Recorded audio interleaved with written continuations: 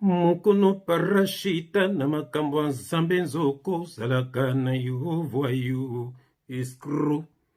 Papa na likolo ayebi yo te ileta mpe olobela tata na bino tika biso calme.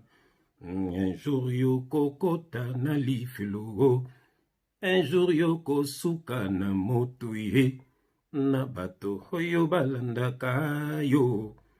Un jour boko suka na moto ye mukono parashita na makambo ya nzambe nzoko zalaka na yo voyou escroc.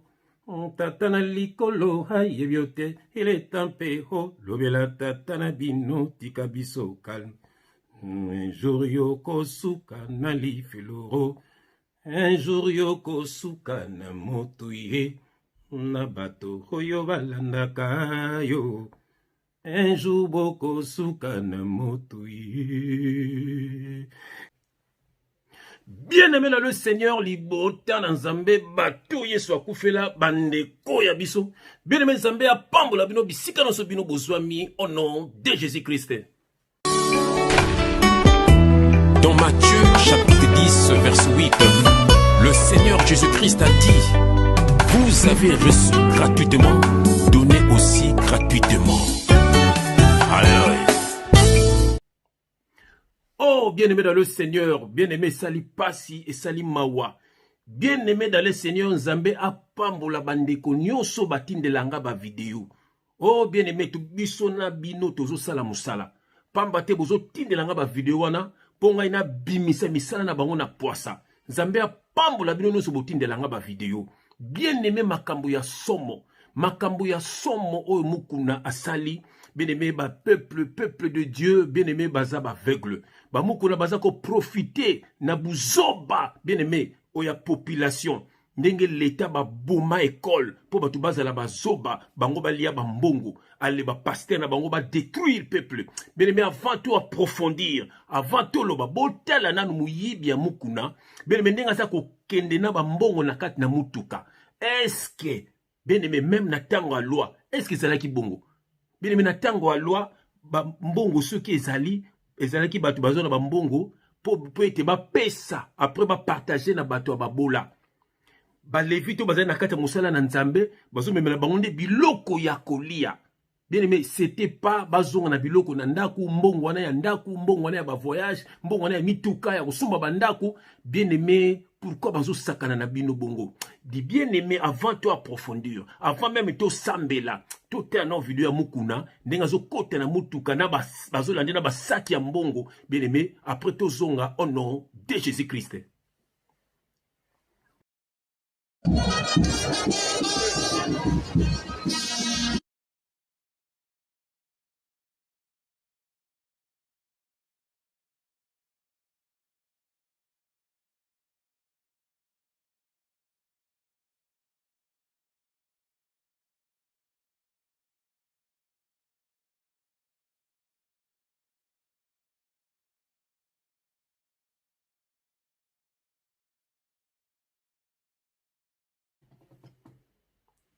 Oh, peuple de Dieu, c'est triste. Bomoni binomoko.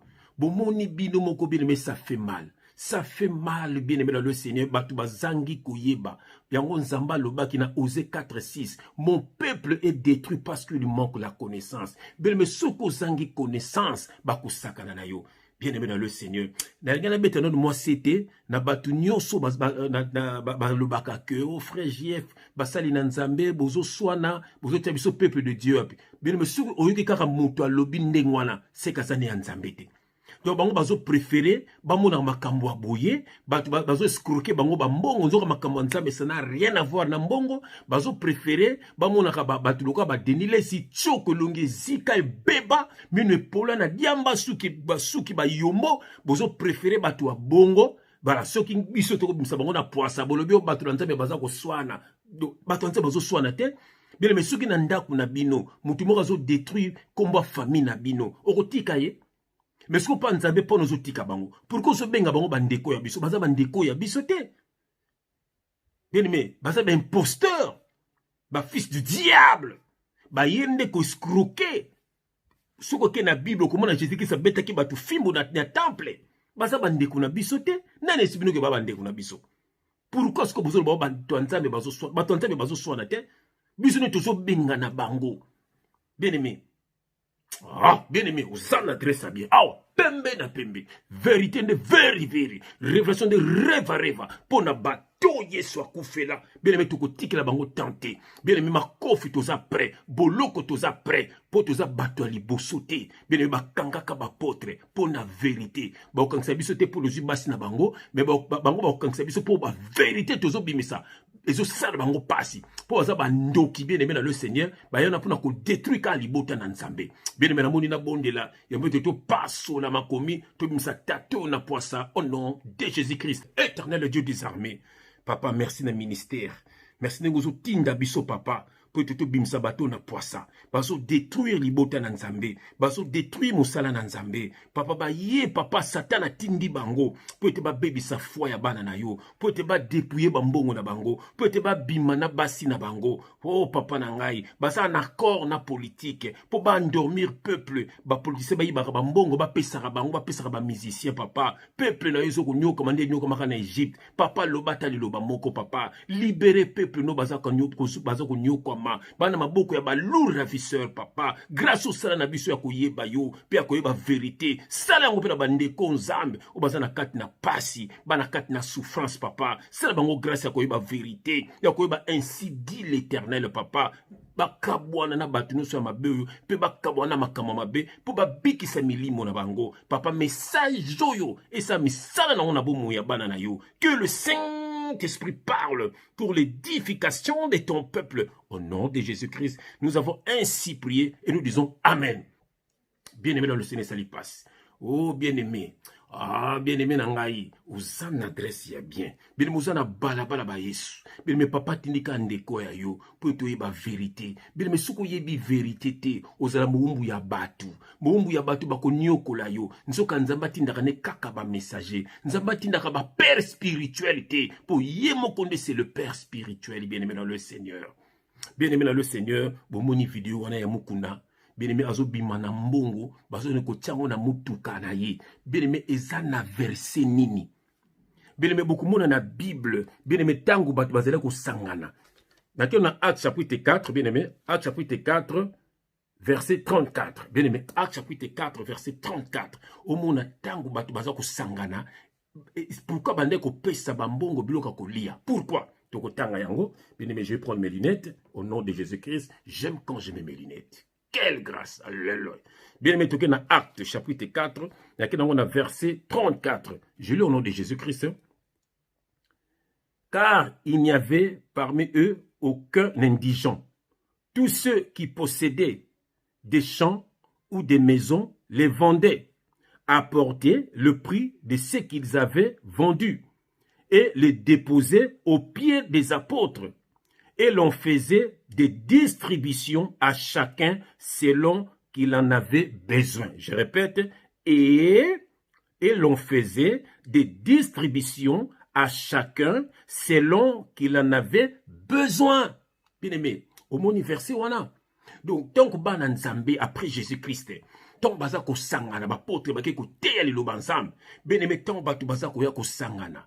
Batu bazaki na mapangu bazoteka batu na bolingo nzambe batu bazalaki na bangombe bazo mema batu bazalaki eloko nyonso to zalaki nango zo mema mbongo ko mema biloko mema pourquoi bien aimé eza po bantoma bakino na bandako na bango te après babinini bazako distribuer yango selon besoin ya motu na motu waza na problème ko bota aza na mbongo te waza na problème ko lia na ndako waza na problème à loyer waza na problème à boye bien aimé c'est ça bana nzambe tanko basanganaka eza nango makambo boyokaka te bopesi bango mbongo bake nango eza na verset moko te bien aimé eza na verset moko te bien aimé so ke lisusu bien aimé ok na ancienne alliance ok na Malachi yoka na zongo rapide ok na Malachi so ke na Malachi na ancienne alliance Malachi chapitre 3 verset 10 yoka l'autre tanga Malachi chapitre 3 verset 10 je lis au nom de Jésus-Christ yoka a en ancienne alliance yoka loba apportez à la maison du trésor à la maison du trésor et non na temple. Maison du trésor c'est na teyango, maison du trésor bien aimé zaki sika ba lévite. Ils allaient quoi magasin parce que bando bomba bleu na bango ko lia. n'expliqua ki tango bana nzambe bakutaki na Kana ezaki na peuple moko beme badescendant ya Aaron bango bazwaki terrain te nzambe apesi bato nyonso terrain mais bango tribu wana bazwaki terrain te nzambe bibino boselanga na temple alors bato bazalaki censé ya kopesaka bango biloko kolia po bazalaki ko vivre kaka na temple bandeko ya bango exemple ceux qui ba levite bazalaki 10 donc 3 bazalaki na temple 7 bakendaka na bandaku ya bato kozwela bango biloko kolia bamemelaka bango. Alors, bango bande ko sala ngo lisusu te yango nzamba lobaki na bango awa apporter à la maison du trésor toutes les dîmes, ça veut dire bino ceux qui dîmes quand on bon dîmes la mbongo te toutes les dîmes afin qu'il y ait de la nourriture dans ma maison. La nourriture, ce n'était pas de l'argent. Bon, c'est bien on attend o ekomi mbongo. Pourquoi on attend o ekomi mbongo? Voilà. Pour qu'il la nourriture dans ma maison, yoka, mettez-moi de la sorte à l'épreuve, dit l'Éternel des armées, et vous verrez si je n'ouvre pas pour vous les écluses de cieux, et si je ne réponds pas sur vous la bénédiction en abondance. Bien aimé, awa, ça n'a rien à voir, Nabiso. C'était dans l'ancienne alliance. Yoka, bien aimé. Yango, ceux qui t'ont yoka, ceux qui t'ont mbango na Jean, yoka le tokotanga na Jean, yoka le mbango tokotanga na Jean, ceux qui t'ont na Jean, Jean chapitre 1, verset 17, yoka tokotanga ngo, pour comprendre bien. Ceux qui t'ont na Jean chapitre 1, Jean chapitre 1, bien aimé, Jean chapitre 1, Jean, bien aimé, ma commentaire, mais ça m'a ya mbongo te, yoka. Jean chapitre 1, verset 17, je lis au nom de Jésus-Christ, Jean chapitre 1, verset 17, car la loi a été donnée par Moïse, la grâce et la vérité sont venues par Jésus-Christ. Bien aimé, c'était dans la loi. Nakatia loi, nde babiseki bango me makabilo kwa kulia na temple koute na maison du trésor pour na ba levite pour ba liaka pour bango bando sela nzambe na kati na temple. Et c'est neseki bino na tango kala molimo na nzambe seki na kati ya temple yango batungaka ba temple. Mais na nouvelle alliance molimo nzambe ça na ba temple te e komi kati na bato. Mais soko tangi Bible, au moment na tango bana Israël ba bimaki na maboka Pharaon, au moment ke molimo nzambe avant batonga ba temple molimo nzambe zaki na kati ya arche ya alliance ba otambola na arche alliance na molimo nzambe na kati poni poka boto babiki sama. Voilà, bien aimé, ce qu'on apprend nzambe tongi ba temple, pourquoi lieu saint lieu très saint na parvi parce que na lieu très saint yaki na molimo na nzambe est na l'église bokendaka molimo nzambe zalaka wapi lieu saint za nini lieu très saint za nini parvi za nini. Et on entend Yesu akataki motema Bible binini ba voile ya temple pasukaki. Temple za coexister le sous-souté. Temple comme une daku ya nzoto ya moto. 1 Corinthiens 3,16. Ne savez-vous pas que vous êtes le temple de Dieu et que l'Esprit de Dieu habite en vous? C'est comme lui monza mais zande kati na batu. Batu bazo kosabino. Yoke le tokotanga. Albi kuna ke na Malachie 3,10 o batanga la rabino et ça nango loi batanga la rabino bopesa so bo moi na kofungola la bino et écrits des cieux et puis na kotia bino bénédiction en abondance. C'était dans la loi. Yoka la nouvelle alliance. Yoka. Tu vois, on a terre nzambe ça pamboli déjà biso. Yoka. Déjà so ok na Jean chapitre 14. Bien aimé zoaka ba verset pe partager ka yango. Bato photo bimsa bango na poisami yibi. Bamukuna oh ce sont des voleurs. Yoka na Jean chapitre 14 verset 1. Je lis au nom de Jésus-Christ bien aimé yoka que votre cœur ne se trouble point. Croyez en Dieu et croyez en moi. Ici, c'est Jésus-Christ qui parle. Il y a plusieurs demeures dans la maison de mon Père. Si cela n'était pas, je vous l'aurais dit. Je vais vous préparer une place. Je vais vous préparer une place. Et lorsque je m'en serai allé, je parle de la part du Seigneur, alléluia, et que je vous aurai préparé une place, je reviendrai et je vous prendrai avec moi afin que là où je suis, vous y soyez aussi. Vous savez où je vais et vous en savez le chemin. Thomas lui dit, Seigneur, nous ne savons où tu vas.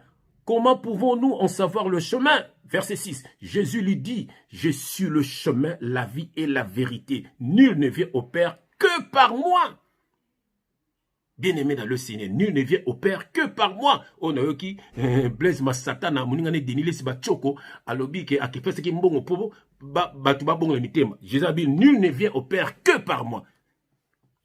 Bah, c'est quoi, bah, somba, salut à battre. Alors, na somba, salut à battre. Famille no moko dano, bah, païen, bazé, belé. Bien aimé, c'est terrible. Au moni, ah, bien aimé dans le Seigneur. Abi, je vais vous préparer une place. Mais qu'on a baissé qui bah, on est. Bon, mais ma badi, mais qu'on a bon, mais ma souté, bon, moi, n'a pas la bino, n'a pas fondé les écluses de cieux. Ah, aussi, bah, bombe, le biso déjà place. Tant que au bongo la moté manayo, tant que l'ongola ma colonna banzela ma bé, tiens, na motu na yo.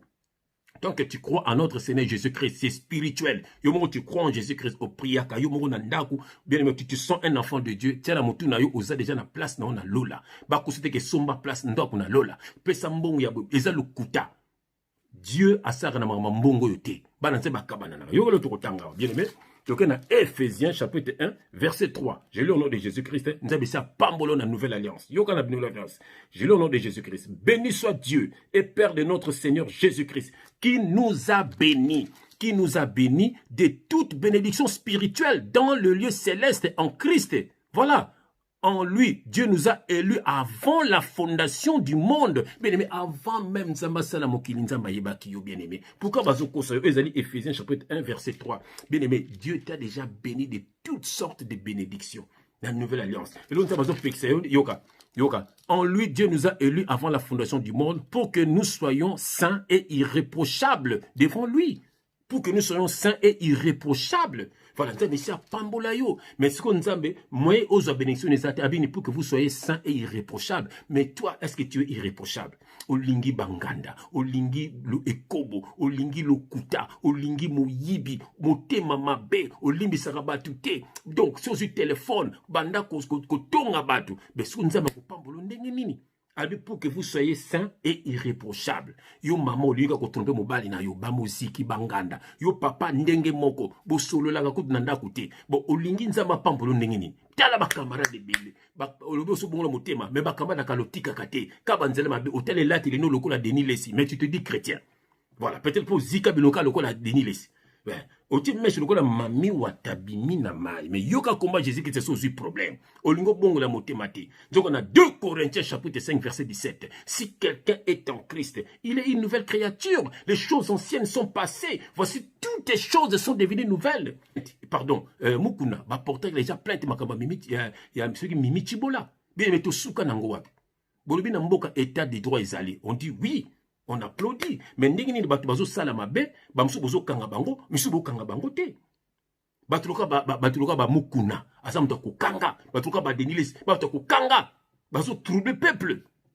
Hein? Likambo ya mimi Chibola. Mais na zonksino likamba mimi Chibola, tamso obo sana kango landango nan. Au nom de Jésus-Christ.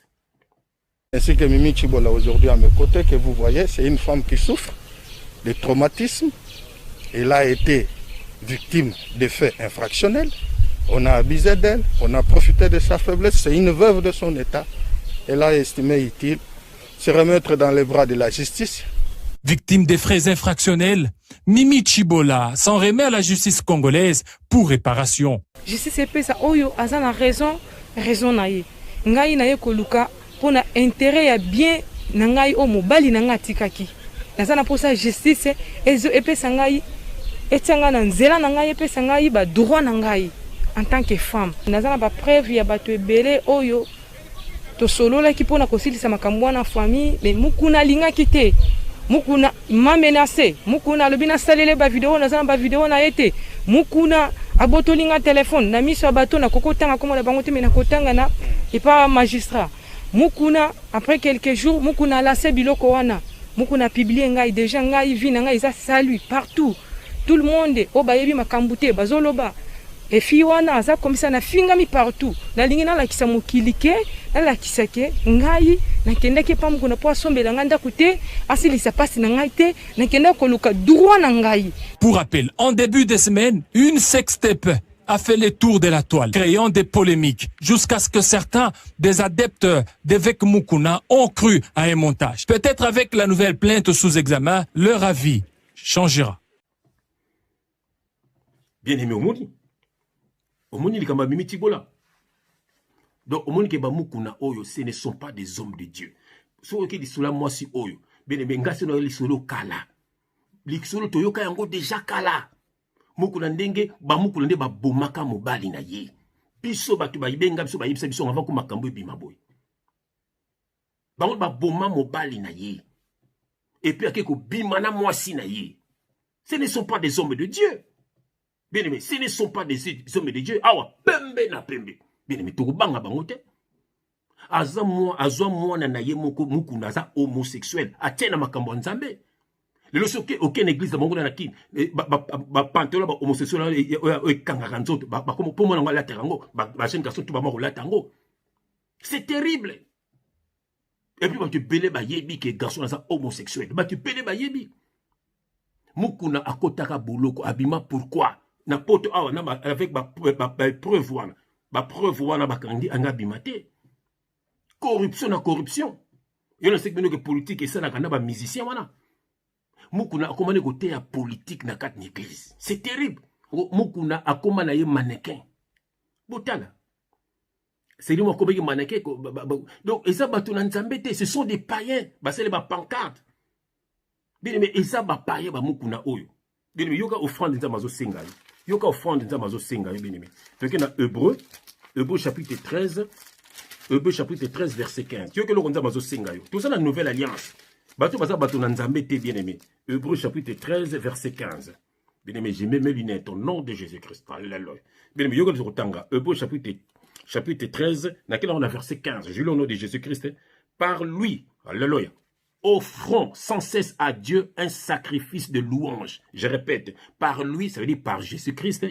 Au nom de Jésus-Christ. Donc par lui, offrons sans cesse à Dieu un sacrifice de louange, c'est-à-dire le fruit des lèvres qui confessent son nom.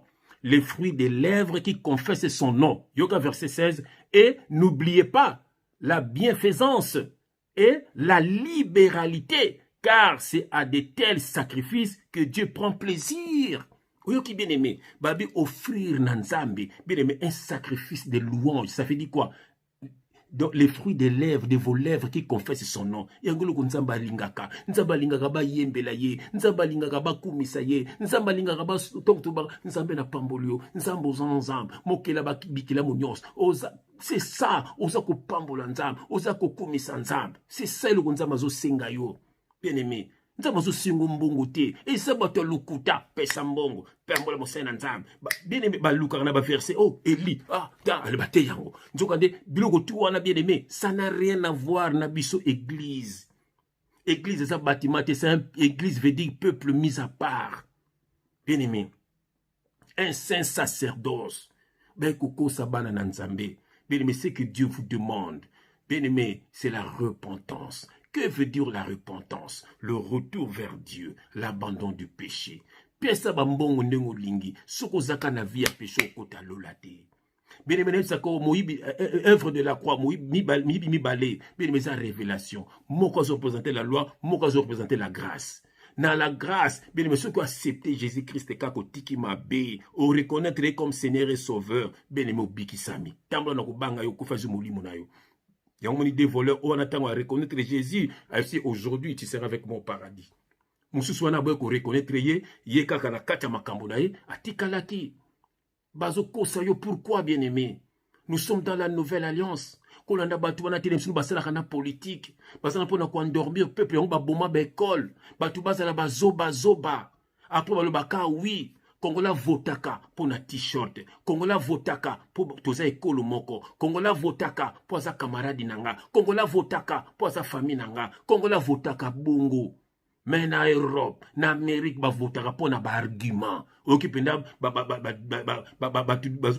débat politique, bo voter o. Mais bino bo votaka tamso melaki bière, ale le lobo kumo na mama kambo. Bato na ba salaka na batoyo. Ils sont là pour vous endormir, bazoyi baba mbongo. Bien nzamba sala bino grâce. Nzambe na likolo ayebi mukuna te. Nzambe na likolo ayebi mukuna te. Mukuna les sorciers, mukuna nchor, mukuna Kariampemba, mukuna nchor, mukuna terroriste, mukuna nchor, mukuna Kariampemba, mukuna nchor, nzamba pambola batu nyonso bayembaka nzembo yo. Bien challenge batu nyonso bayembaka yango. Quelle grâce nzamba pambola bino bisika nyonso bozwami. Bien mais voilà, offrande et la kimbongo te. En église, Jésus-Christ, maman moko pesaka, quand on parle d'une femme dans la Bible, on parle d'un chrétien ou d'une chrétienne. Voilà, épouse ya Christ. Après ce qui dédaigné, là ça veut dire chiffre déjà chiffre ya parole. Bien-aimé, ça dit un chrétien, il faut avoir la parole. Un enfant de Dieu, il faut avoir la parole. Chrétien, et ça combo ba païen ba benga ka biso. To ba mona ki après Jésus, ba mou ba to moka Jésus ba benga. Oh ba chrétien, mais biso nzama benga biso ba nanaye. Nous sommes des fils de Dieu, ba saint, ba santu.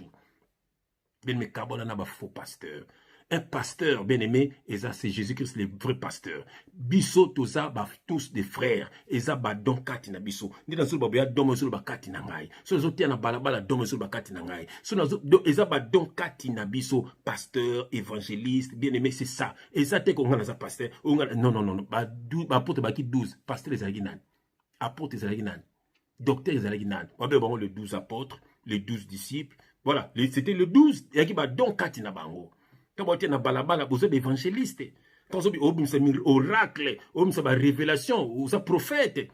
Bien aimé, ça va donc quand na biso, au comme s'appelle logo mo ah prophète, donc prophétie lobby. Au ko sala bo bien aimé ton sotia boye na kati ndaku, ou sa pasteur, ou pesa bilei na ba brebis. Bazo ko sabino bien aimé le Seigneur. Voilà, Mukuna, c'est un faux serviteur de Dieu. Mukuna c'est un charlatan, Mukuna c'est un sorcier, fils du diable. Bazana pona ko sala mission papa na bango pona ko mema bino na lifelo. Soki bo kaboni na bateote, boko kene na lifelo. Nsama na besoin mbongo na yote, bien aimé la libéralité. Banza bakabananaka, banza bebasunganaka. Voilà, nzambe ya pambolo ndeko zili bakwa kolanda ngai, nzambe pambolo ndeko zili bakwa kolanda ngai, fungola emisu, lungola na maboka ba lourd ravisseur papa, pese connaissance ya parole na yo, ayeba kaka yo, atambola kaka na yo, akangama nde na yo, akangama na bato mokilité. Bien-aimé, pambolama au nom de Jésus-Christ.